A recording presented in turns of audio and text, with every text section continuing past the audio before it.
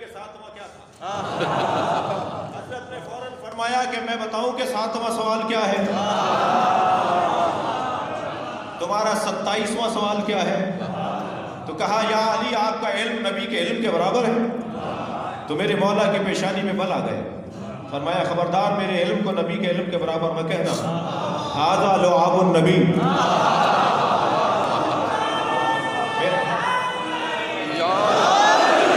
میرا علم لعاب مصطفیٰ۔ تو عزیزو جس مصطفیٰ کے لعاب میں علم بٹھتا ہو اس کے خون کی تاثیر کیا ہوگی، اس کے گود کی گرمی کیا ہوگی، اس کی نگاہ التفات میں کیا کرامت ہوگی۔ لہٰذا یہ گھرانہ علم کے باب میں ان سے بڑا کوئی عالم نہیں۔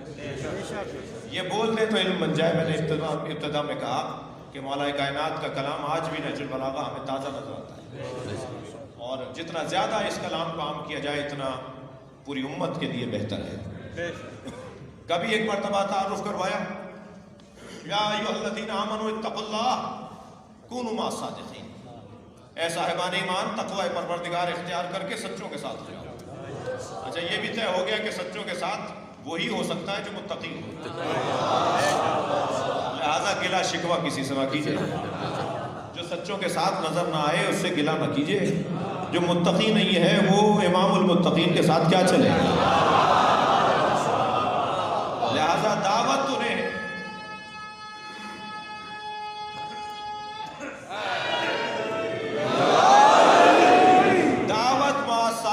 کونوا مع الصادقین، اے صاحبان تقوی، اے مومنوں متقی ہو کر سچوں کے ساتھ ہو جاؤ۔ تو اب سچوں کے ساتھ ہونے کا حکم ہے۔ کون ہے سچے؟ زمین اور آسمان نے ابو ذر سے زیادہ سچا نہیں دیکھا، اتنا بڑا سچا مگر جھوٹوں پہ لعنت کرنے نہیں گیا۔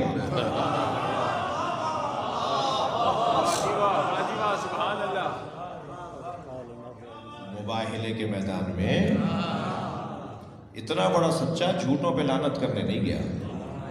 نبی نہیں لے کے گئے، سچے تو ہیں مگر ہر سچا ایسا نہیں ہے جو جھوٹوں پہ لعنت کر سکے۔ لہذا مباہلے کے میدان میں فرمایا کہ فَنَجْعَلْ لَعْنَتَ اللَّهِ عَلَى الْكَاذِبِينَ، پھر ہم اللہ کی لعنت بھیجیں گے جھوٹوں پر۔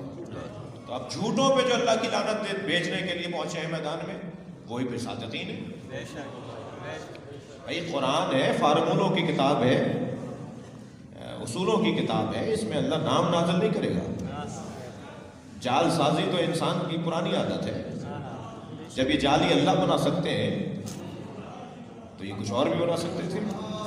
تو اللہ نے قرآن میں مولا علی کا نام نازل نہیں کیا، اللہ نے قرآن میں امام عسکری کا نام نازل نہیں کیا، اللہ نے علی کا کام نازل کیا، علی کا کردار نازل کیا۔ تو اعلان ہو رہا ہے، اب اور تعارف بڑھتا جاتا ہے، اور تعارف کو بڑھاتے بڑھاتے پھر ایک مرتبہ ارشاد ہوا، اللہ اکبر، یا ایھا الذین آمنوا اتقوا اللہ وابتغوا الیہ الوسیلہ، اے صاحبان ایمان تقوی پروردگار اختیار کرو اور وسیلے کو انتخاب کرو، وسیلے کو چن لو، وسیلے کو ڈھونڈ لو۔ وسیلہ کسے کہتے ہیں؟ جو دو طرفوں سے جڑا ہوا ہو۔ اس چھت پہ جانے کے لیے زینہ چاہیے، اور زینہ یہاں سے بھی جڑا ہوتا ہے اور وہاں سے بھی جڑا ہوتا ہے۔ جس کا دو طرف سے تعلق ہو اسے وسیلہ کہا جائے گا۔ تو اب وسیلے سے جڑنے کا حکم ہے، تو ڈھونڈا جائے ایسے لوگوں کو جو یہاں سے ہوں تو بشریت کہلائے اور وہاں سے ہوں تو نورانیت کہلائے۔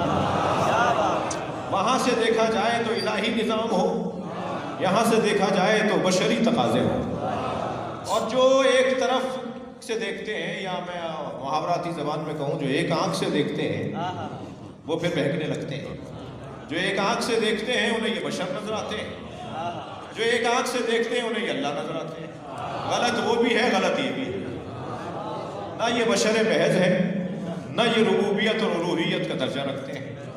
اس طرف سے دیکھتے رہو گے تو شرک کرو گے، اس طرف سے دیکھو گے تو وہابی ہو جاؤ گے۔ ہمیں انہیں دونوں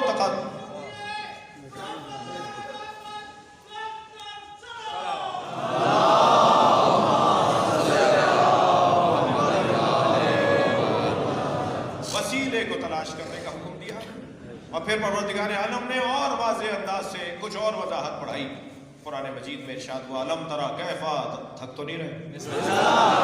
الم ترا کیفا ضرب اللہ مثلا کلمۃ طیبۃ کشجرۃ طیبہ اصلها ثابت وفرعها فی السماء تؤتی اکلها کل حین بإذن ربها وکلمۃ خبیثۃ کشجرۃ خبیثہ اجتثت من فوق الارض۔ تم نے دیکھا نہیں میرے حبیب کہ اللہ نے تمہیں کیسی مثال دی ہے کلمہ طیبہ کی، اور کلمہ طیبہ تو شجرہ طیبہ کی طرح ہے جس کی جڑیں بڑی مضبوط ہوتی ہیں اور شاخیں آسمانوں میں ہوتی ہیں۔ کبھی کسی درخت کی شاخیں آسمانوں میں نہیں ہوتی، پھلدار درخت تو ویسے ہی جھکا ہوا ہوتا ہے۔ یہ کون سا درخت ہے کہ جو آسمانوں میں شاخیں لے گیا؟ اسی کو تو وسیلہ کہتے ہیں، جو یہاں والوں کو بھی پال رہا ہو اور وہاں والوں کو بھی دے رہا ہو۔ ایک دفعہ روٹی کی مثال کافی ہے بھائی، بار بار تو نہیں، ہر روٹی کی مثال تو نہیں دی جائے گی۔ ہر دفعہ 50 لاکھ دفعہ اگر روٹیاں لے کے گئے آسمان والے تو ایک مثال دی جائے گی تاکہ بات روشن ہو جائے کہ ایسا ہوتا ہے۔ معراج پہ سرکار سینکڑوں مرتبہ گئے، قرآن میں ایک دفعہ ہی ہے۔ تو ایک دفعہ ذکر کا مطلب یہ نہیں ہے کہ ایک معراج ہوئی ہے۔ علامہ مجلسی نے 180 معراجوں کا تو ذکر ویسے ہی کیا ہے، روایات میں مشکی، اور علامہ ذیشان حضرت جماعتی نے تو 2 مصروں میں اتنا اچھا بیان کر دیا کہ ایک شب کا ذکر کیا ہے جانے والے عرش پر، تیری ساری زندگی معراج ہی معراج ہے۔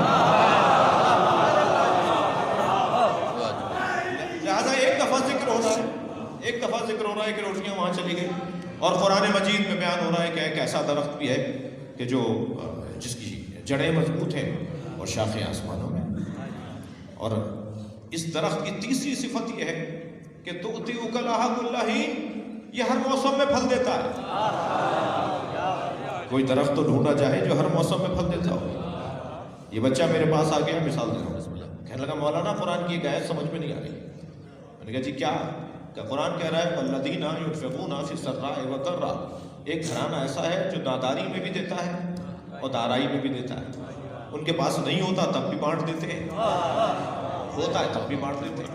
مولانا جب نہیں ہوتا تو کیا بانٹ دیتے ہیں؟ قرآن کی آیت مجھے سمجھ میں نہیں آ رہی۔ نہیں ہوتا تب بھی دے دیتے ہیں، ہوتا ہے تب بھی دے دیتے ہیں۔ تو میں نے کہا تمہارے دماغ میں کیا کہنا ہے؟ مولانا پیسے ہوں گے تو دیں گے نا۔ میں نے کہا نہیں، تم سخی ہوتے تو پیسہ ہوتا۔ سخاوت کا کوئی تعلق پیسے سے نہیں ہے، سخاوت کا تعلق دل سے ہے۔ ایک ایسا گھرانہ ہے جو ہر حال میں عطا کرتا ہے، ان کے پاس نہیں ہوتا تب بھی دیتے ہیں، وہ ارادہ کریں گے اللہ ان کے ذریعے سے دے دے۔ کہتے جی مزاروں پہ جاتے ہیں، یہ شرک اور کفر ہے، مزاروں پہ نہیں جائیے، مکے جائیے۔ اچھا اللہ کو بھی خوب منوانا آتا ہے۔ جو قبروں کو نہیں مانتے وہ حتیم کا طواف کر کے آتے ہیں، وہ ناٹی سی دیوار، وہ ڈیج نما دیوار جہاں پر نالا گرتا ہے، وہ تو کعبہ نہیں ہے، تو اس کا طواف کیوں کیا؟ وہ ہاجرہ و اسماعیل کی قبریں ہیں۔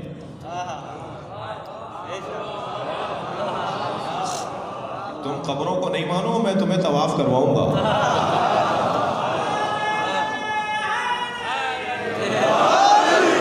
جو سبیلوں کو پینا، شرک اور بدعت اور نہ جانے کیا کیا، مجھے تو نام بھی نہیں آتے، اس قبیلے کا نہیں ہوں۔ جو سبیل کو کہتے ہیں یہ غلط ہو رہا ہے اور یہ بدعت ہو رہی ہے اور نہیں پینا، وہ مکے سے زمزم لا کے ضرور بانٹتے ہیں۔ تو اللہ کے کام بھی اللہ کے ہیں، خوب جانتا ہے کیسے اسے اپنا کام آگے بڑھانا ہے، اپنا نظام چلانا ہے۔ جی اللہ نے ہاتھیوں کے لشکر کے مقابلے میں ہاتھی نہیں بھیجے، اگر ہاتھیوں کے مقابلے میں ہاتھی بھیج دیتا تو ہاتھیوں کی طاقت کو تسلیم کر لیتا۔ اس نے ہاتھیوں کے مقابل ابابیل کا لشکر بھیجا۔ ہاتھی بھی اتنا بڑا جانور، یہی تو ہے اللہ کا نظام۔ گھر بچا رہا ہے تو ابھی ابابیل کے پرندے سے، اور سرکار کو بچا رہا ہے تو مکڑی کے جالے سے۔ اللہ کے کام ہے بھائی، اللہ کے کاموں میں اور بندوں کے کاموں میں یہی فرق ہے۔ اللہ کے کاموں میں اور بندوں کے کاموں میں یہ فرق ہے کہ بندوں کے کام ابتر رہتے ہیں، اللہ کا کام کوثر کہلاتا ہے۔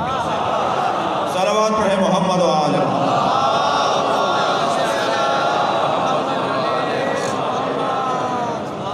میرا دل تو کر رہا تھا کہ اور زیادہ پڑھوں، एक आध दो लोगों को ज़रा जुम्बिश खाते हुए देख रहा हूँ।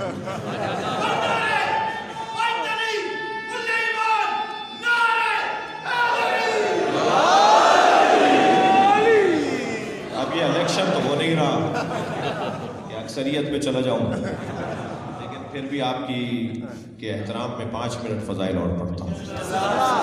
सलवात पढ़ेंगे मोहम्मद व आले।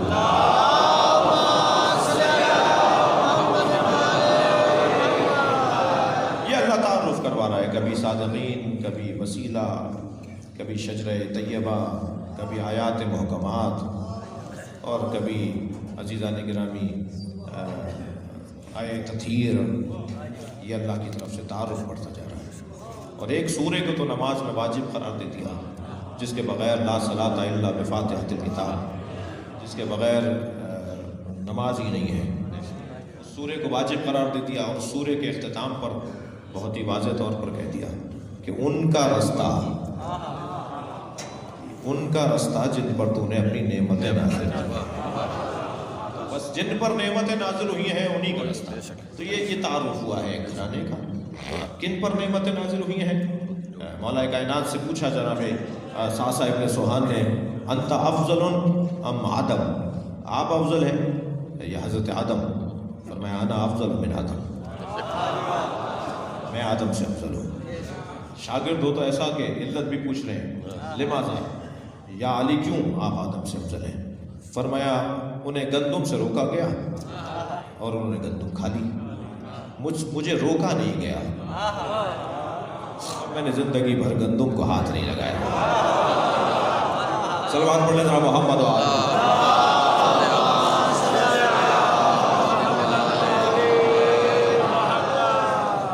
और फिर हज़रत ने वो 5 बड़े मशहूर बुजुर्ग अंबिया किराम के एक के नाम लिए और मौला ने फरमाया कि मैं ईसा से अफजल हूँ, मैं मूसा से अफजल हूँ, मैं इब्राहीम से अफजल हूँ। और वो तमाम मौला का अपना फरमान। अच्छा, मेरे सुन्नी मुखातबीन जो हैं उनकी तसल्ली के लिए एक जुमला कह रहा हूँ। बाज़ औक़ात ऐसा होता है कि जो रिवायत में पढ़ रहा हूँ वो मुमकिन है हमारे भाइयों की किताबों में न मिले, ये होता है, लेकिन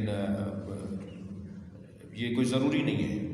कितनी ही रिवायात हैं जो सही बुखारी सही मुस्लिम की, हम उससे इस्तिफ़ादा करते हैं। और तालिब इल्म का काम तो बात को सुनना और फिर उस पर तहक़ीक़ करना है। बात जब आगे बढ़ेगी तो इंशाअल्लाह तहक़ीक़ का दरवाज़ा, वैसे भी आज नहीं कल यही होना है जो मैं आज कह रहा हूँ। थोड़ा सा तसल्ली के साथ आगे बढ़ने की ज़रूरत है। बात रोशन है कि हमें इस दरवाज़े पर बिठाया गया है और अज़ीज़ान गिरामी जो इस दरवाज़े से हट कर रहेंगे वो हट के मुराद है कि जो इनके दुश्मनों के साथ, ज़रूरी नहीं है कि सब जो हट कर हैं वो सब दुश्मन हो, ज़रूरी नहीं है जो हट कर हों वो सब दुश्मन हो। मैं जो कह रहा हूँ वही समझा जाएगा इंशाअल्लाह। बात इतनी है कि जो इनके दुश्मनों के साथ जुड़े होंगे वो मुतशाबिहात के साथ जुड़े हुए हैं, जो इनसे जुड़े हुए हैं वो मुहकमात के साथ जुड़े हुए हैं। और मुहकमात के साथ जुड़ने का फ़ायदा ख़ुद ज़ाती तौर पर हमें है। मुतशाबिह, मैं चाहूँगा, इजाज़त चाहूँगा ज़रा 5-8 मिनट की। मुतशाबिह जिस तरह से आयत है ऐसे ही फ़र्द भी है। फिर अफराद जब मुतशाबिह हो जाते हैं तो उनकी ज़िंदगियों में कौल में और फ़ेल में, इल्म में और अमल में मुगालतात आ जाते हैं। वो मुगालतात का शिकार हो जाते हैं। दूर से पानी नज़र आया, वो पानी नहीं है, शराब है। ये पंखा गर्मी में चलता है तो लगता है थाल घूम रहा है, जबकि ये 3 पर है, थाल नहीं है। ऐसे ही दूर से इंसान आता हुआ नजर आता है, हम समझते हैं फला है, करीब आता है तो कोई और होता है। हमारी आंखें अंगारे को आप दायरे में घुमाएं तो आपको व्हील पहिया नजर आएगा, जैसे एक आग का पहिया घूम रहा हो, जबकि वो पहिया नहीं होता। तो आंखें कुछ और देख रही हैं और है कुछ और। तो इस कैफियत को मुगालता कहा जाता है। मुगालता कभी इल्मी होता है और मुगालता कभी अमली होता है। देखिए, तस्कीन वो जिन्स की हो, वो प्यास की हो, वो भूख की हो, तस्कीन इंसान की ज़रूरत है। ये जज्बा अतश, ये जज्बा जू, ये जज्बा जिन्स, ये अल्लाह ने देकर भेजा है।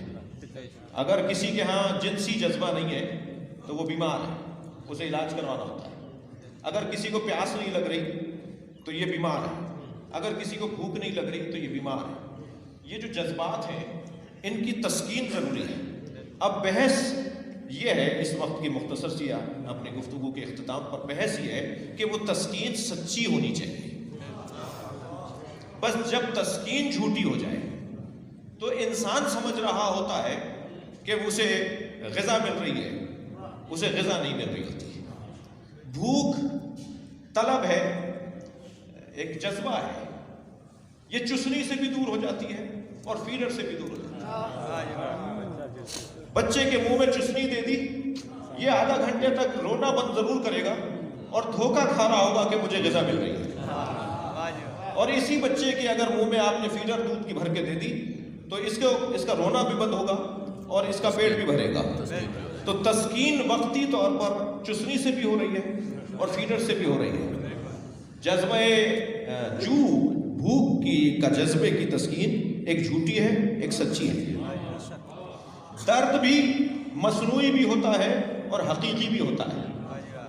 مصنوعی درد اٹھوائے جاتے ہیں، درد مصنوعی بھی ہوتا ہے اور حقیقی بھی ہوتا ہے.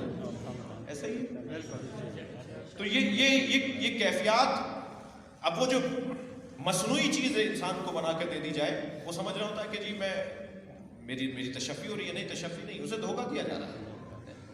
بعض لوگ اپنے علم کی بنیاد پر اپنے آپ کو کچھ سمجھنے لگتے ہیں. رب عالم قد قتلہ جہلہ، کتنے ہی عالم ہیں جن کی جہالت نے انہیں قتل کر دیا. رب تال القرآن والقرآن یلعنہ، کتنے ہی قاریان قرآن ہیں جن پر قرآن لعنت کرتا ہے. یہ کیا ہو رہا ہے؟ یہ مغالطہ ہے علمی یا عملی کا شکار ہے. یہ اپنے آپ کو یہ متشابہ ہے، یہ انسان متشابہ ہے. یہ سمجھ رہا ہے کہ میں صحیح رستے پر ہوں اور صحیح کر رہا ہوں، اور یہ کیسے طے کرے گا کہ میں غلط ہوں یا صحیح ہوں؟ شاخص کیا ہے اس کے پاس؟ سنگ میل کیا ہے اس کے پاس؟ کیسے اپنے آپ کو سیدھے رستے پر رکھے گا جب تک یہ محکمات سے نہ جڑ جائے؟ بس محکمات سے اپنے تعلق کو بڑھانے کی ضرورت ہے. بھائی ہم 1400 سال بعد پیدا ہوئے ہیں، سرکار دو جہاں کی رحلت ہو گئی 11 ہجری میں، مولا علی کی شہادت ہو گئی 40 ہجری میں، 61 ہجری میں امام حسین کو کربلا میں شہید کر دیا گیا. ہم 1400 سال کے بعد آئے ہیں. کیسے اپنے شاخصوں کو صحیح رکھیں؟ کیسے اپنے سنگ میلوں کو ڈھونڈیں؟ کیسے صحیح ٹریک پر چلتے رہیں؟ کیا کریں کہ ہم کہیں بھٹکنے نہ پائیں؟ اس کا رستہ کیا ہے؟ اس کا ایک بہترین رستہ یہ ہے کہ وقت نکالو اور مجلس میں آ کے بیٹھو. اپنا تعلق مسجد اور امام بارگاہ سے جوڑے رکھو. صلوات پڑھیں ذرا محمد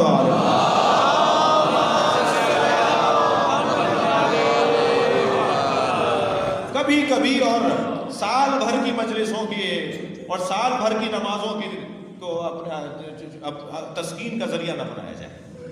بعض لوگ سال بھر میں ایک نماز پڑھتے ہیں، وہ بھی مستحب نماز ہے جیسے عید کی نماز کہتے ہیں، اور وہ بھی تیار ہونے میں دیر ہو جاتی ہے اور مولانا کا خطبہ ختم ہو جاتا ہے تو مسجد کا دروازہ چوم کے چلے جاتے ہیں تاکہ بیگم صاحبہ کو بتا دیا جائے کہ نہیں مسجد کا دروازہ دیکھ کر آیا ہوں. یہ انسان اپنے آپ کو دھوکہ دے رہا ہے.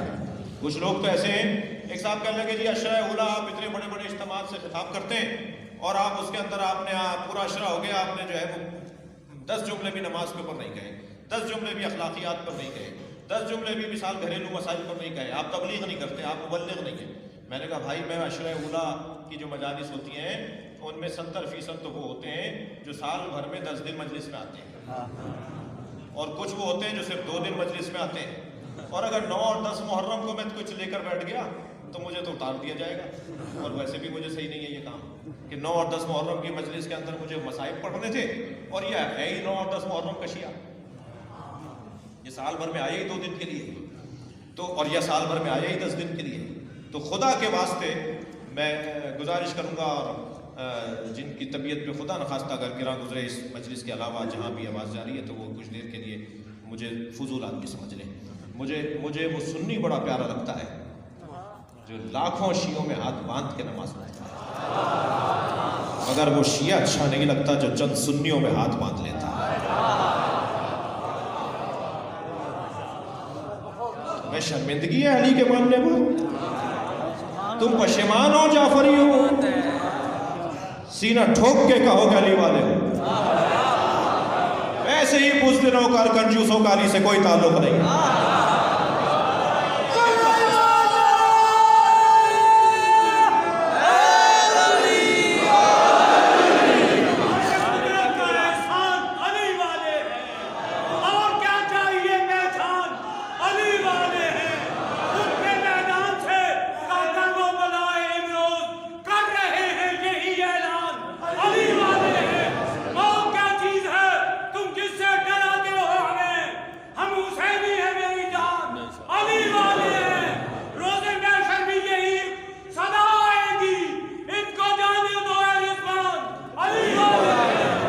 रियासती इदारों से भी मुखातिब रहा हूँ और यहाँ से भी कह रहा हूँ, माइंड सेट सिर्फ मजहबी लोगों का।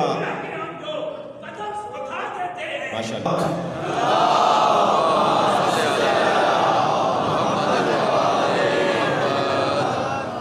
बहस और बात यह है कि मुगालता अमली और मुगालता इल्मी से महफूज रहा जाए और अपने आप को कुछ न समझा जाए।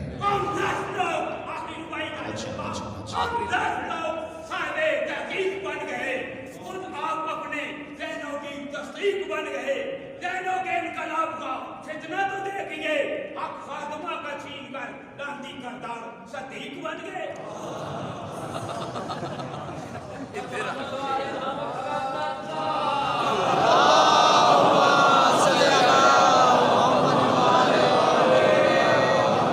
इससे बेहतर और बुलंद सलवात।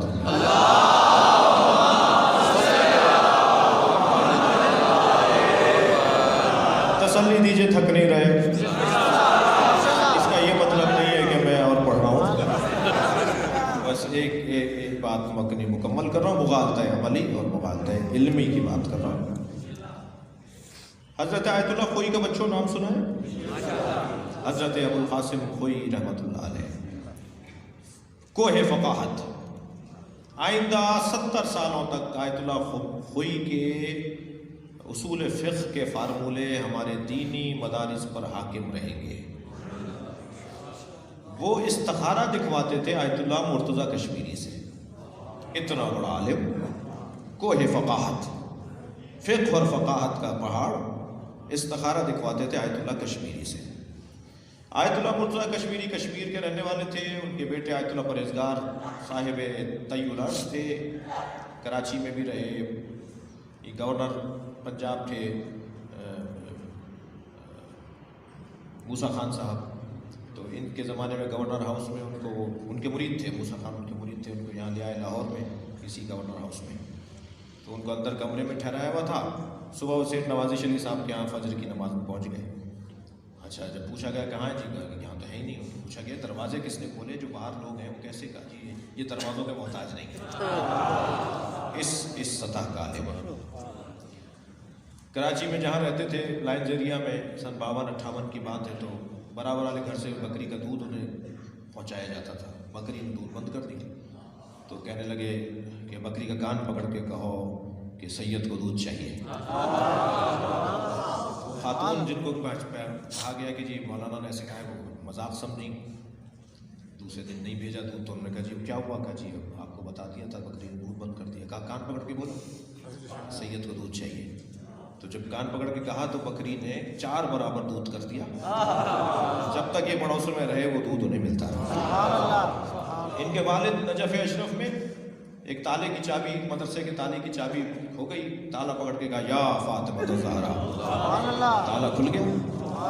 तो उलमा ने और तालिब इल्मों ने कहा कि आपने ये कैसे, ये क्या हुआ? कहने में उम्मे मूसा के नाम पे ताले खुल सकते हैं, उम्मे हुसैन के नाम पे ताला नहीं खुल सकता। इस दर्जे के आलिम आयतुल्लाह कश्मीरी। तो आयतुल्लाह खोई उनसे इस्तिखारा दिखवाते थे। तो इतना बड़ा फ़क़ीह इस्तिखारा दिखवाते हैं, ज़ाहिरी तौर पर फ़क़ाहत में कम है मगर इरफानियात में और विलायत में आगे हैं। तो आयतुल्लाह खोई ने पैगाम भेजा कि इस्तिखारे के लिए मैं आपके पास आ रहा हूँ। उनका नहीं, मैं आपके पास आऊँगा। तो उनसे मिलने के लिए जाने लगे, तो रास्ते में देखा कि एक चौक पर एक रश लगा हुआ है, लोग लाइन लगा के आगे जा रहे हैं। पूछा क्या माजरा है? का एक औरत है जो 4-6 महीने के बाद आती है इस्तिखारा देखने के लिए। कहने نے عورت تو وہ ایک چبوترے پہ بیٹھی ہوئی تھی، لوگ ایک ایک کر کے آگے نیت کر رہے تھے، وہ تصویر سے استخارہ دیکھ کے ہاں نہ جو بھی استخارے کا طریقہ. کہ میں تعجب ہوا کہ جی مجھ سے تو آیت اللہ کوئی استخارہ دکھواتے ہیں. یہ عورت یہ بھی لگ گئے لائن میں. اور جب قریب گئے تو کہا جی استخارہ دیکھیے. اس نے استخارہ دیکھا تو استخارہ دیکھ کے کہنے لگے کہ آپ نے تو نیت ہی کوئی نہیں کی. انہوں نے نیت نہیں کی، نیت تھی نہیں کوئی. تو کہا جی آپ نے تو کوئی نیت ہی نہیں کی. تو کہا جی یہ تمہیں کیسے پتا چلا کہ میں نے نیت نہیں کی؟ کہنے لگی میں حسین کی عزادار،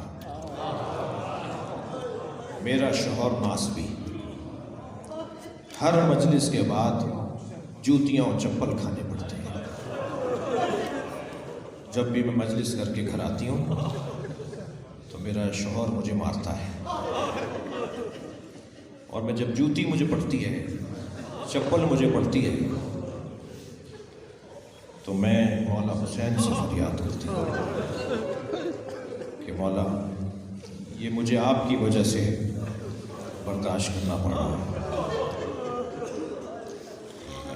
آخری دفعہ شب عاشور کی مجلس کر کے آئی تو میرے شوہر نے مجھے مارا اور طلاق دے دی. نہ میرا باپ، نہ میری ماں، نہ میرے بہن بھائی، میرا قبیلہ کہیں کا، میرا شوہر کے علاوہ کوئی اور میرا نہیں. میں سیدھی باب الحوائج حضرت عباس کی زری پر چلی گئی. زری پکڑ کر میں نے کہا کہ مولا اب تک آپ کے نام پہ مجھے جوتیاں تھپڑ ملتے تھے، اب تو آپ کی وجہ سے مجھے طلاق مل گئی. میں رو رہی تھی کہ مولا عباس نظر آئے، مجھے تسبیح دی اور کہا ہم تمہیں ایک عطا کرتے ہیں، جب کوئی تم سے استخارے کا کہے تو تم اس کو جواب دینا. کہ میں تو اپنا نام بھی نہیں لکھ سکتی، لیکن جب کوئی مجھ سے کہتا ہے کہ استخارہ دیکھو، اور میں استخارہ مولا کے حکم کے مطابق تسبیح کا دانہ لیتی ہوں، تو مولا عباس کی آواز آتی ہے اسے کہہ دو کہ اچھا ہے. مولا عباس کی آواز آتی ہے اسے کہہ دو کہ اچھا نہیں ہے.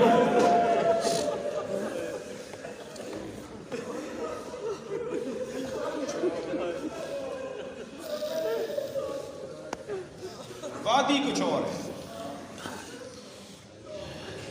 میں اپنے نماز گزار سنی شیعہ بھائیوں سے کہوں گا، نماز پڑھ کر نماز نہ پڑھنے والوں کو حقیر نہ جانو.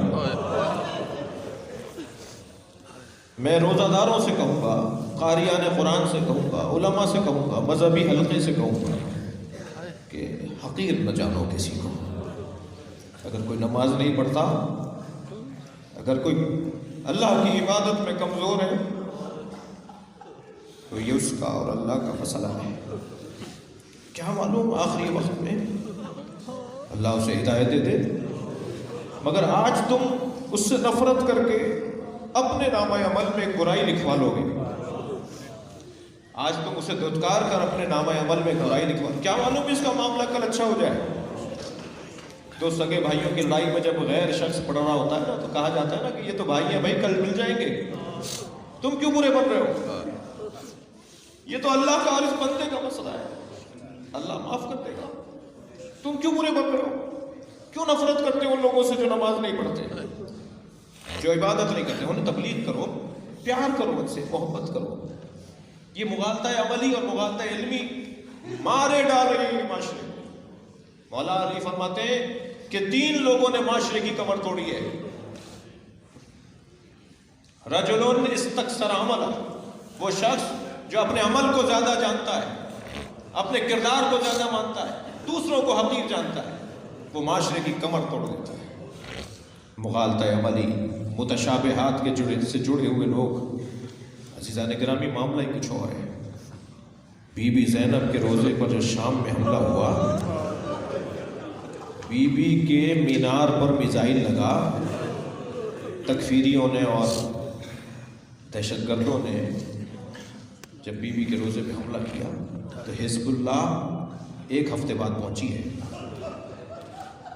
شامی فوجیں بی بی کے روزے کی حفاظت گھیر لیا تھا شام پورا زینبیہ کو، پورا زینبیہ داعش کے ہاتھ میں تھا، تکفیریوں کے پاس تھا. تو حزب اللہ حفاظت کے لیے 1 ہفتے بعد، شام کی فوجوں کو اندر تک پہنچنے میں 1 ہفتہ لگا. وہ 1 ہفتے تک بی بی کے روزے کی حفاظت معلوم ہے کس نے کی؟ ہمارے یہاں معاشرے میں جنہیں موالی کہتے ہیں نا، ملنگ بولتے ہیں نا جنہیں ہم کہتے ہیں نا یہ نماز نہیں پڑھتے،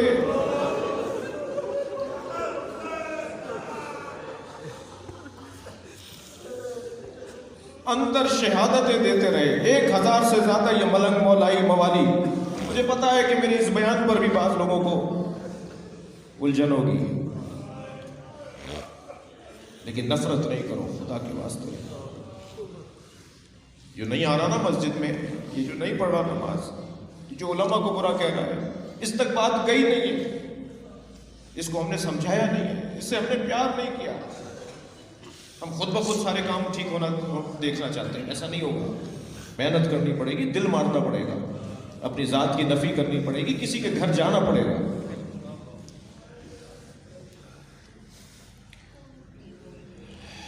ابو بصیر جا رہے ہیں حج پہ، پورے محلے میں ایک دروازے پہ جا کے معافیاں مانگی ہیں. کوئی کہا سنا معاف کر دو میں حج کرنے جا رہا ہوں. ایک محلے میں در در پر جاتے جاتے ایک دروازہ آ گیا جو بدکار ترین شخص کا گھر تھا، گناہگار ترین شخص. سارے شہر کی برائیاں اسی گھر سے شروع ہوتی تھی. دروازہ بجاتے بجاتے ہاتھ روک دیا، اس سے کیا رخصت لینی ہے. آگے بڑھ گئے. دوسرے دن جب سفر شروع ہونے لگا، سارا شہر رخصت کرنے آیا. وہ بدکار جو مشہور تھا برائیوں کا، وہ بھی مجمع میں کھڑا تھا. ابو بصیر کے قریب آیا. ابو بصیر، مکے میں حج کرنے کے بعد تم مدینے میں امام صادق کے پاس جاؤ گے،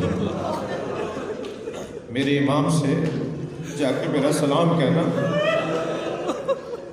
اور بس اتنا پوچھنا کیا میری بخشش بھی ہے، کیا میں بھی معاف ہو سکتا ہوں. ابو بصیر کہتے ہیں کہ میں مکے میں حج کرنے کے بعد جب مدینہ پہنچا تو میرے پاس صندوق تھا، لوگوں کے ہدیے تھے، تحفے تھے، نذرانے تھے، خمس تھا. میں امام کو دیتا رہا، مولا یہ فلاں نے بھیجا ہے، ایک خط پڑھ کے مولا یہ فلاں نے بھیجا ہے، مولا یہ فلاں نے ہدیہ بھیجا ہے، مولا فلاں یہ امانت لایا. اور جیسے جیسے میں دیتا گیا تو حضرت فرماتے جاتے تھے اور بھی کچھ ہے، اور کوئی پیغام بھی ہے. کہ میں نے سارے پیغام دے کر خاموش ہو گیا. امام نے کہا اور پیغام بھی ہے. ہوتا ہے جب جسے اہمیت نہیں دیتے، ہم جسے اہمیت نہیں دیتے نہیں دیتے. مجھ سے کہا گیا تھا مثال کے طور پہ فلاں صاحب تک ہمارا پیغام پہنچا دیجیے گا، ہم نے اس کو اہمیت نہیں دیتے، نہیں پہنچایا. اب اسی کہتے میں خاموش ہو گیا. تو امام نے فرمایا وہ سلام پہنچاؤ، وہ سلام پہنچاؤ جو گناہگار ترین فرد نے تمہیں دیا ہے. اب جب واپس جاؤ کہ سب سے پہلے اس کے دروازے پہ جانا، ہمارے سلام کا جواب دینا، ہمارا جواب سلام دینا، اور کہنا کہ ایک وعدہ تم اپنے مولا سے کرو، ایک وعدہ تمہارا مولا تم سے کرتا ہے. اپنے مولا سے وعدہ یہ کرو کہ آئندہ یہ گناہ نہیں کرو گے. تمہارا مولا صادق تم سے وعدہ کرتا ہے تمہارے ماضی کے گناہوں کی بخشش میرے پاس، جنت کی ضمانت دیتا ہوں. عزیزو، جتنا شکر اللہ کا ادا کریں، اس لہجے میں بات کرنے والا سوائے اہل بیت کے کوئی اور نہیں ہے. بڑے بڑے لوگ ہوں گے، ماننے دیجئے ان بڑے لوگوں کو، بڑے لوگوں کو، مگر کسی صحابی نے، کسی شخصیت نے یہ دعویٰ نہیں کیا جو ائمہ اہل بیت کہتے ہیں اور کہہ چکے ہیں ہم تمہیں بخشوائیں گے، ہم تمہاری جنت کی ضمانت دیتے ہیں. امام نے فرمایا ایک وعدہ تم کرو، آئندہ گناہ نہیں کرو گے، اور ایک وعدہ میرا ہے، میں جنت کی تمہیں ضمانت دیتا ہوں. ابو بصیر کہتے ہیں میں جب پہنچا بصرہ تو سب سے پہلے اس کے دروازے پر گیا، اس کے ہاتھ پیر پھولنے لگے، کہاں میرا دروازہ، کہاں ابو بصیر جیسا عالم، کہا میرے امام نے تمہارے سلام کا انتظار کیا۔ زمین پر بیٹھ گیا اور تمہیں جواب سلام بھیجا ہے اور تمہارے لیے پیغام یہ ہے۔ ابو بصیر کہتے ہیں 6 مہینے کے بعد خبر آئی کہ وہ بیمار ہے اور جان کنی کی حالت میں ہے۔ کہ میں اس کے گھر گیا اس کی عیادت کے لیے، تو اس کے اہل خانہ نے بتایا کہ یہ بہت دیر سے غشی میں ہے اور طبیب کا کہنا یہ ہے کہ ابھی انہیں افاقہ نہیں ہوگا، بس اسی حالت میں ان کی رحلت ہوگی۔ کہ میں ان کے سرانے بیٹھا تھا کہ ایک مرتبہ آنکھیں کھول دی، میرا ہاتھ پکڑ کے کہا، ابو بصیر سے کہا، ابو بصیر کہتے ہیں میرا ہاتھ پکڑ کے کہا 6 مہینے میں نے وعدہ پورا کیا ہے۔ امام نے بھی وعدہ پورا کر دیا، میں غش میں نہیں تھا، جنت کی سیر کر رہا تھا، مجھے میرے مولا امام صادق جنت کی سیر کرا رہے تھے۔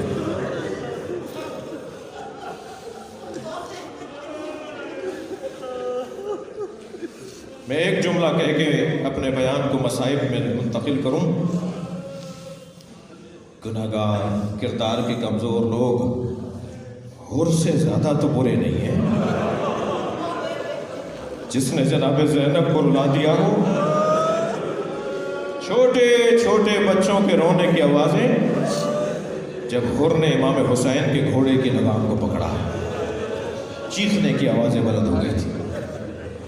اس حر کو بھی معاف کر دیا، ہاتھ باندھ کر امامہ اتار کر امام کے پاس آ گئے اور امام سے اتنا سوال کیا، مولا میری بخشش کی کوئی گنجائش ہے؟ امام نے فرمایا، اور تیری ماں نے کیا نام رکھا ہے؟ دنیا میں بھی آزاد ہے اور آخرت میں بھی آزاد ہے۔ عزادارو، ایک باپ کی مجلس ہے، ایک دادا، ایک نانا، ایک باپ کی مجلس جیلوں میں۔ چلیے ذرا کربلا، اللہ کسی بیٹے کو، کسی بیٹی کو باپ کا ایسا لاشا نہ دکھائے۔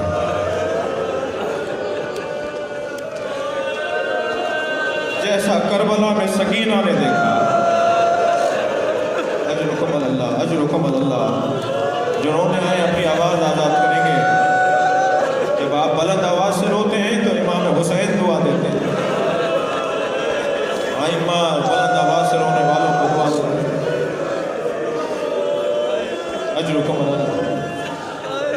جب پہنچے ہیں نا امام زین العابدین، تو امام کے لاشے کا حال یہ تھا، بیان سخت ہے، اللہ کرے بیان کر پاؤں۔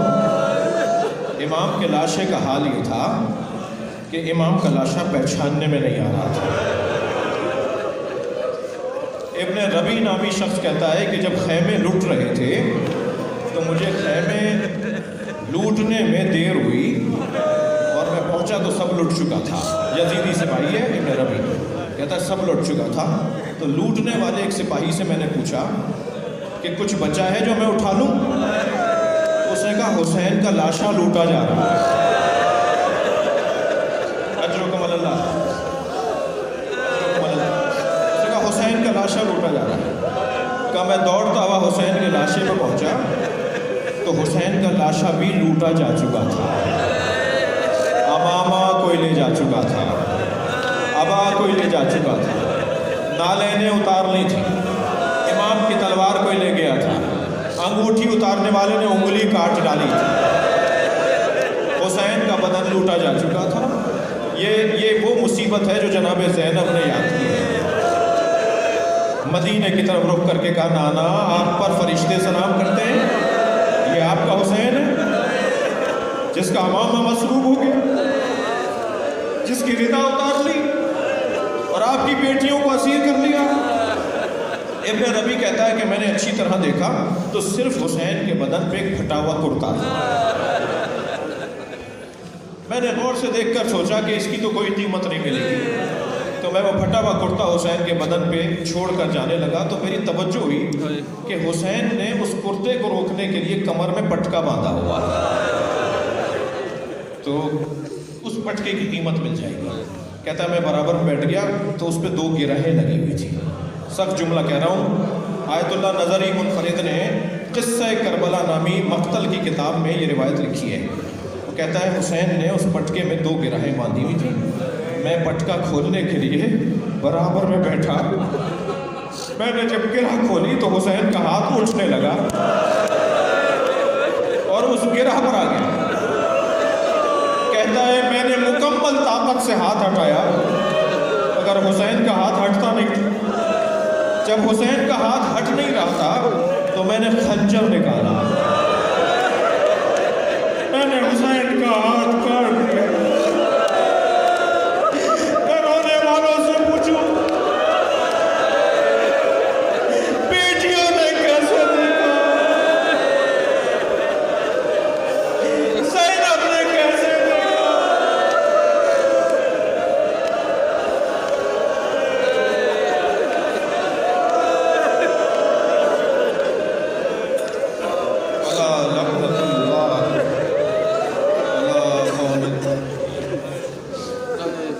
وَسَيَعْلَمُ الَّذِينَ ظَلَمُوا أَيَّ مُنقَلَبٍ يَنقَلِبُونَ. یا اللہ ان آوازوں پر رحمت نازل فرما. مرحوم مغفور درجات بلند فرما, ان کی کوتاہیوں سے درگزر فرما. جاوید زیدی صاحب اور